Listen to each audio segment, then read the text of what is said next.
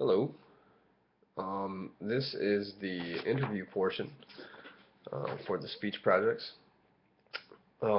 This is going to be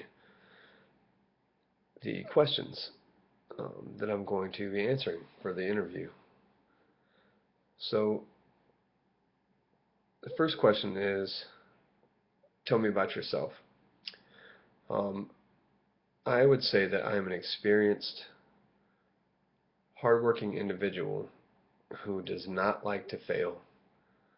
I will show up on time. I will show up correct uniform.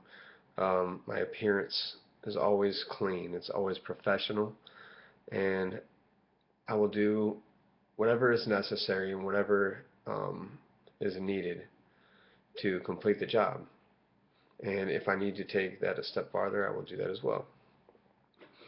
Um, I just I enjoy a challenge, so working to me um, is always looked at as a challenge, and I like to take on that challenge and see if I can succeed and exceed those challenges. So, the second question is, what are three of your strengths? Um, Strength number one, I am action oriented. That's something that I live by. Um, I've always fixed issues kind of before like my bosses or boss could find them before they came up. An example of that would be well, my time in the Navy. I would do or commence daily walkthroughs around the workplace to see if there's any discrepancies on the equipment, any safety hazards, even paperwork. I would always run through that stuff just in case, so that way my boss did not have to come to me and ask me, hey, can you fix this? I always try to kind of jump ahead and cut the middleman out. Um, Another one of my strengths would be number two would be I'm educated.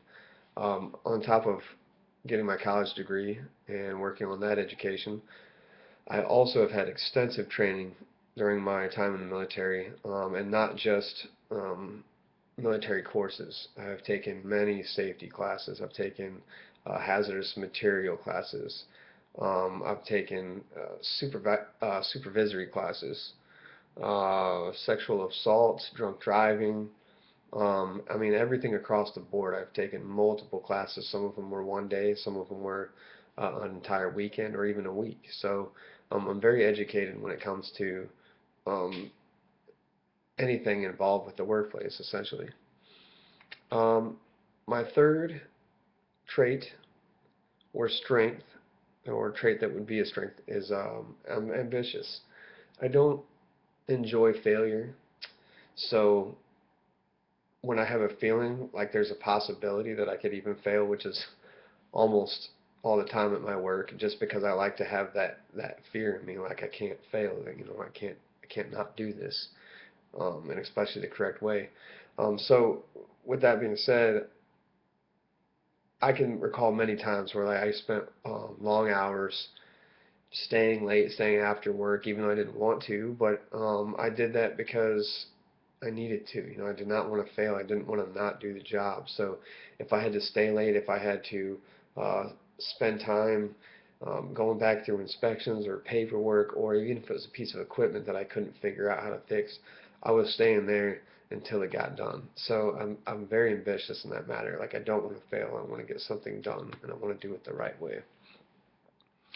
Uh, Number four, are you?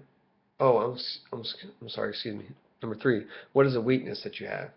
Um, a weakness that I have, I would say that sometimes I may be a little bit too ambitious, actually. Even though that's one of my strengths. I think sometimes your strengths can also be your weakness.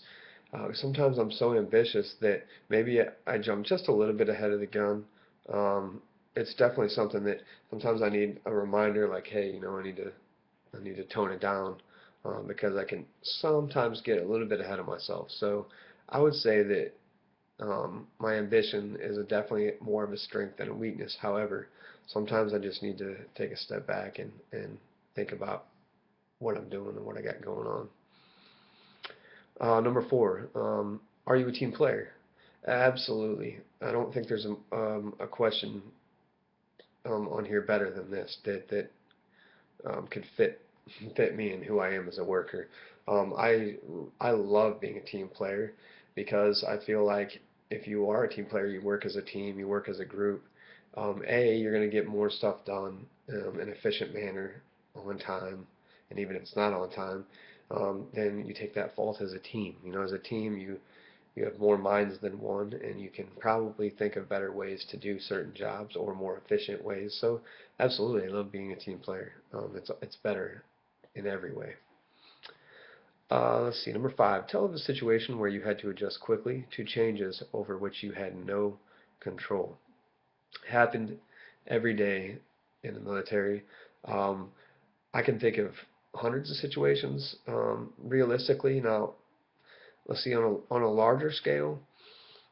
Uh, there was times where I can think of one time where we had an inspection, and it was a big inspection. Like the ship could not get underway until we had this inspection complete. So um, we were planning for it to be like the next week. We had all this stuff taken care of, and or we're taking care of it, and all of a sudden we get a call saying, "Hey, it's got moved till tomorrow." So the adaptation to that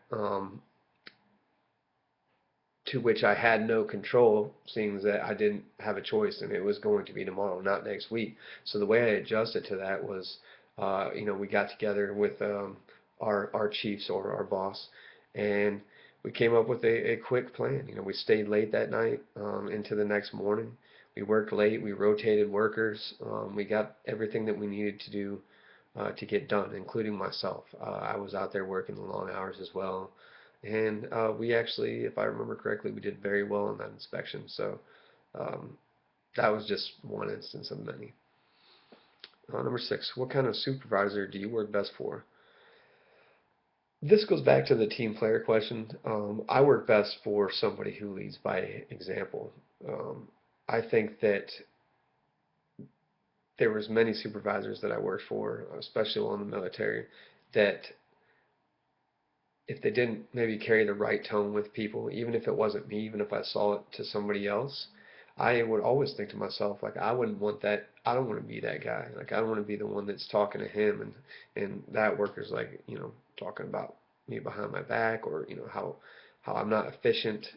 So I think in order to be efficient, a supervisor, you have to lead by example, and that's the type that I like to work for is somebody who leads by example.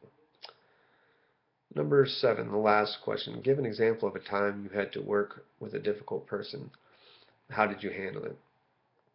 Well, there are multiple times again that I've worked with difficult people, but I think there's different types of difficult. You have somebody who can be difficult in a temper, which I've had that before. There was one guy I had to work with who would always just throw fits when I would tell him to do something like, hey, you need to go take this and do this, and he'd literally throw a fit.